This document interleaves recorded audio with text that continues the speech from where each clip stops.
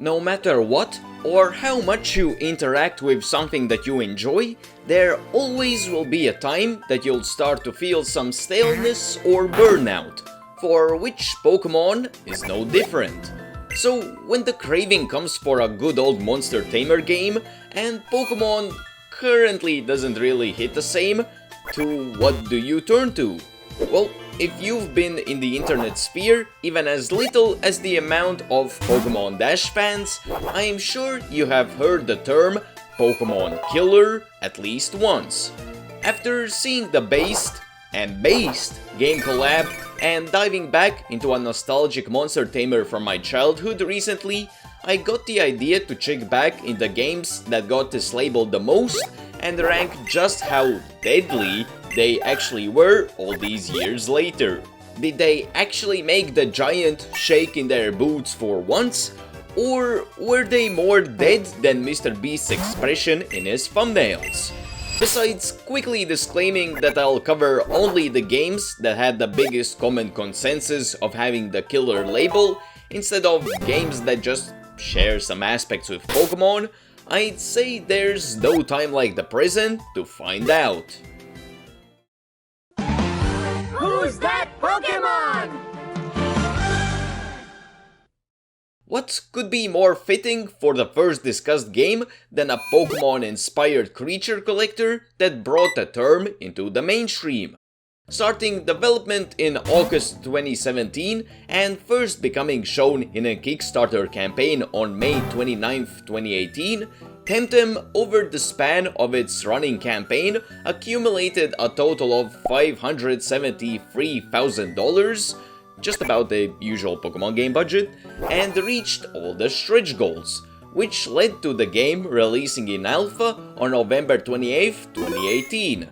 Amidst all the hype from the Kickstarter campaign and the showcases/trailers that dropped for the game before people got their hands on it, people on multiple sites started sharing the belief that this game could bring competition to Pokemon's doorstep, whether it was ironically or not, creating the first big use case of the term that this video is focused on.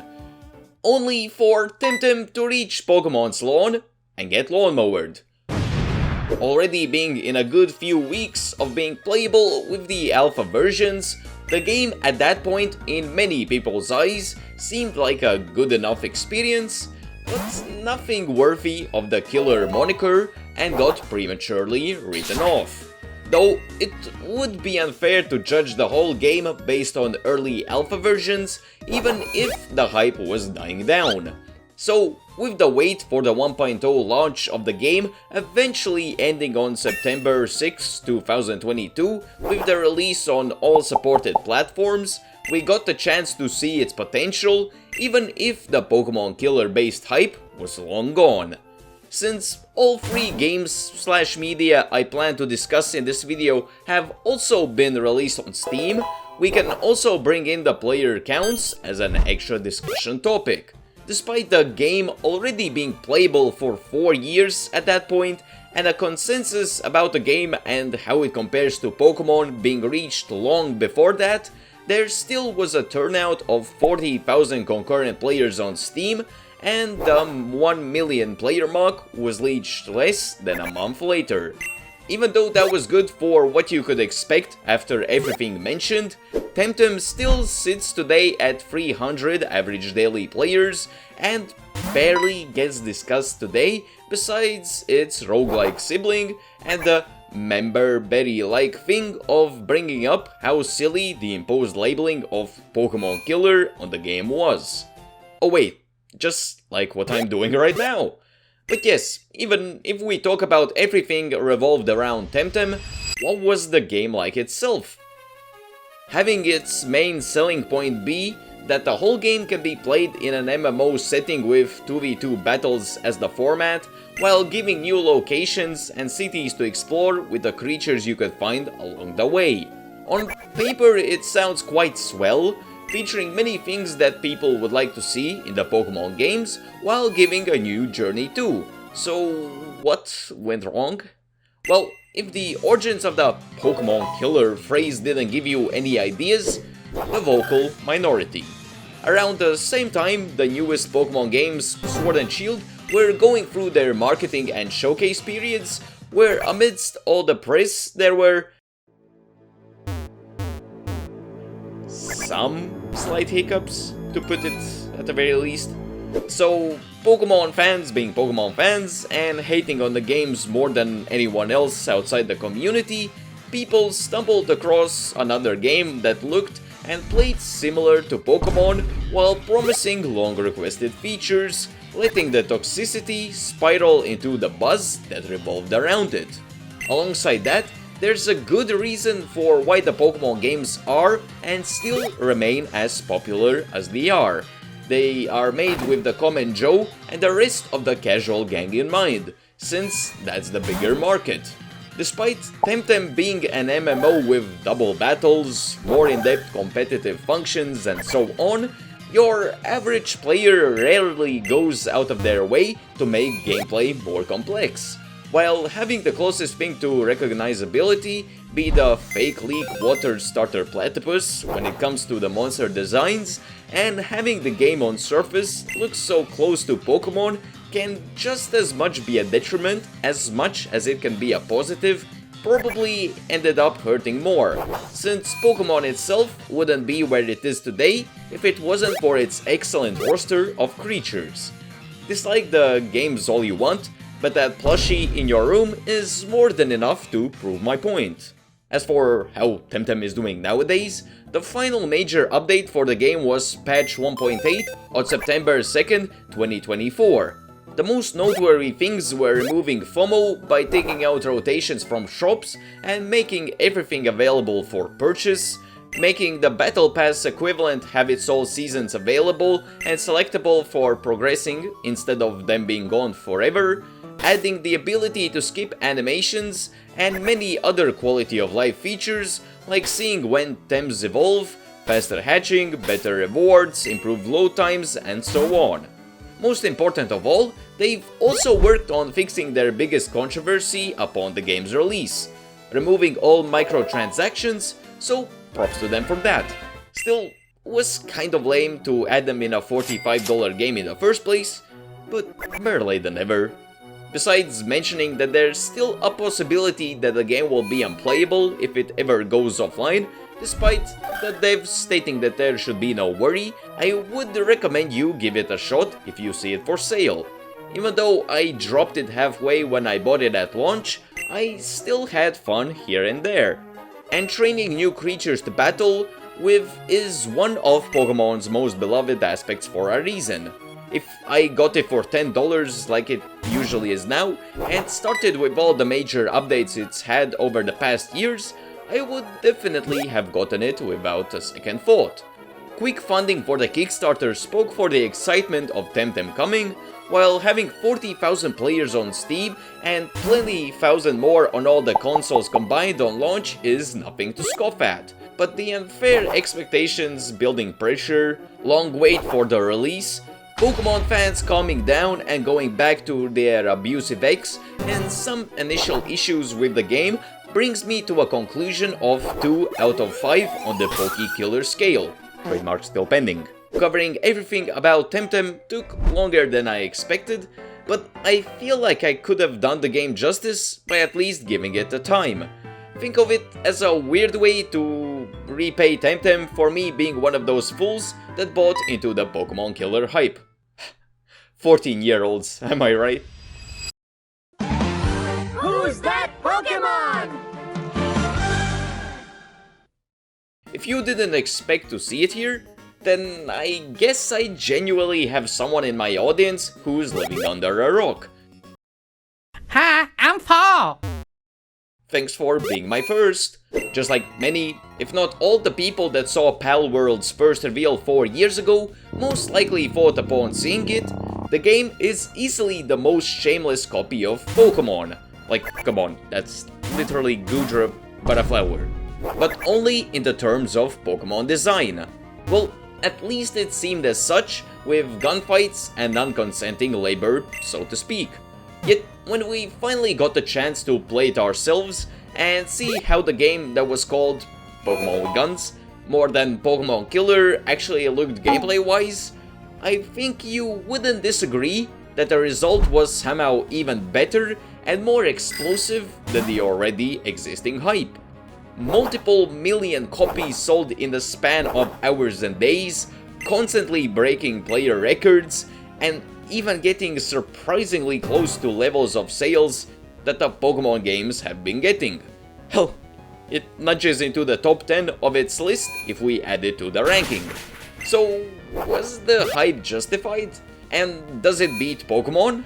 After 20 hours of multiplayer with my bros and getting a good amount of progression, I would say no in terms of trying to put it up against Pokemon, because it just isn't.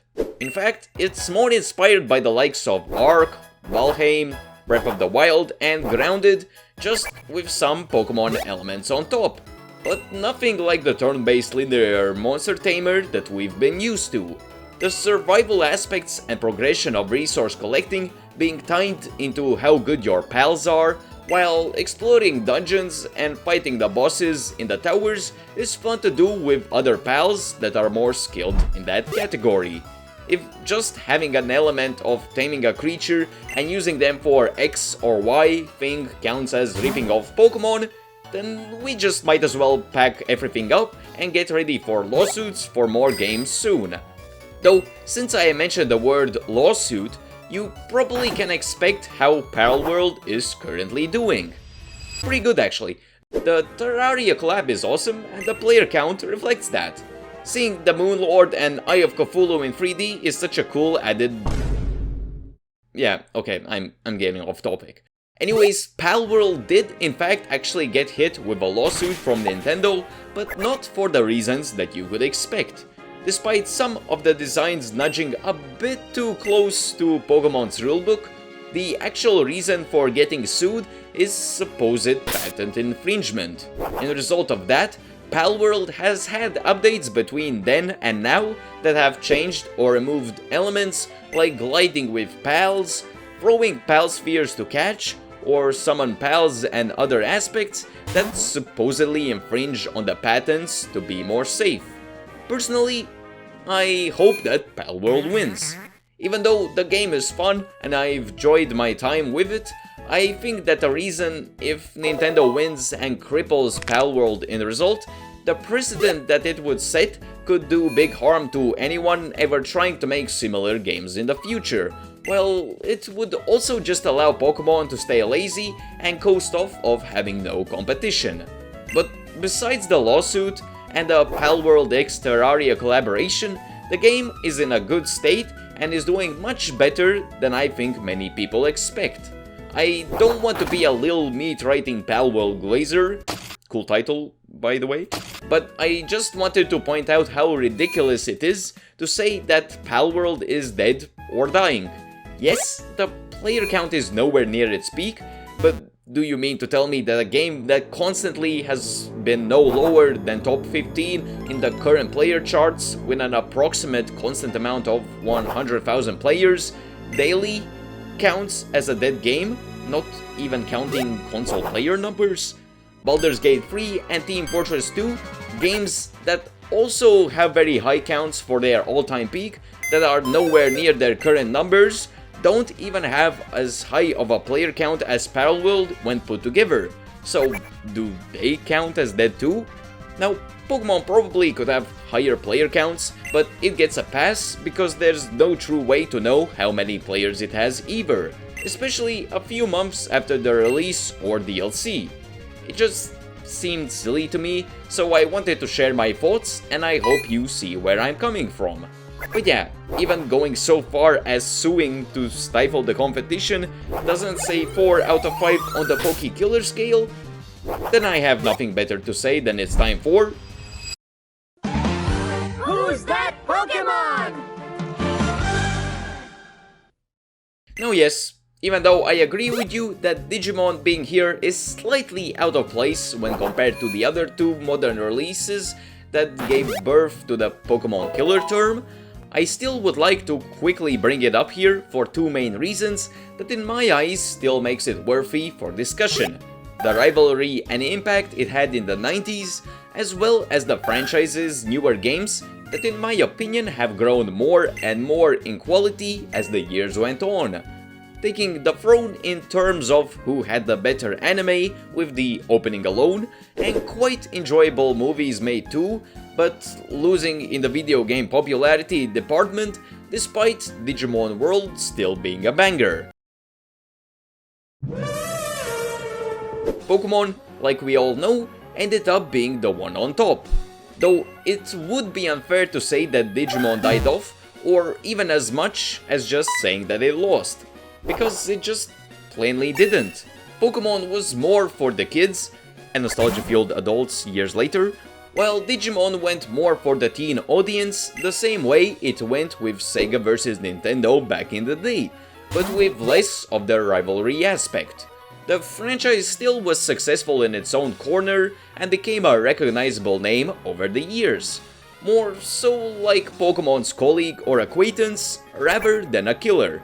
So when we take a glance at how the franchise is doing today, the latest upcoming release, Digimon Story Time Stranger, not only looks impressive with the way it's got my attention, I like the wallet-burning $70 price tag, oosh, but also has made some people turn their heads for what's to come.